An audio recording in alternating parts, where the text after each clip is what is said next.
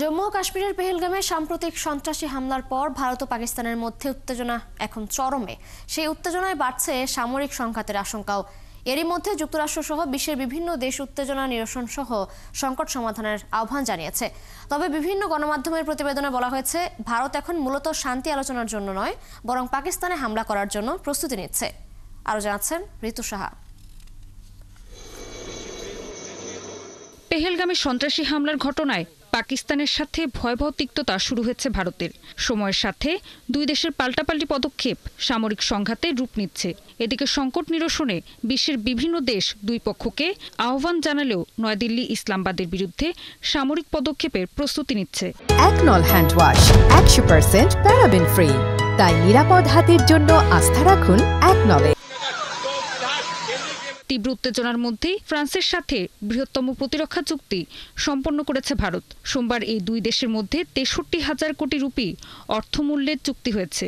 এর আওতায় ভারতীয় সশস্ত্র বাহিনীর বহরে মেরিন ভ্যারিয়েন্টের 26টি রাফালে এম যুদ্ধবিমান যুক্ত হবে। চুক্তি অনুযায়ী 22টি একক আসনের যুদ্ধবিমান এবং 4টি দ্বৈত আসনের প্রশিক্ষণ বিমান কেনা হবে। পেহেলগামে হামলার ঘটনাকে কেন্দ্র করে ভারতের বিভিন্ন অংশে চলছে তীব্র বিক্ষোভ। সোমবার নয়াদিল্লিতে পাকিস্তান হাই কমিশনের কাছে কয়েকশো মানুষ বিক্ষোভ করেছেন। আমরা জঙ্গি দেশ পাকিস্তানের দূতাবাসের বিরুদ্ধে স্লোগান দিচ্ছি, কারণ আমাদের উচিত পাকিস্তানি জঙ্গিদের আক্রমণের তীব্র জবাব দেয়া, যারা নিরস্ত্র ভারতীয়দের হত্যা করেছে। আমি ভারত সরকারকে যত তাড়াতাড়ি সম্ভব পদক্ষেপ নেওয়ার জন্য অনুরোধ করছি। ধর্মের ভিত্তিতে জঙ্গিরা যেভাবে পর্যটকদের হত্যা করছে তাতে আমরা ক্ষুব্ধ। পাকিস্তান এবং তার জঙ্গিদের বিরুদ্ধে আমাদের এই প্রতিবাদ। আমরা দাবি করছি সরকার তাদের বিরুদ্ধে দ্রুত কঠোর ব্যবস্থা গ্রহণ করুক।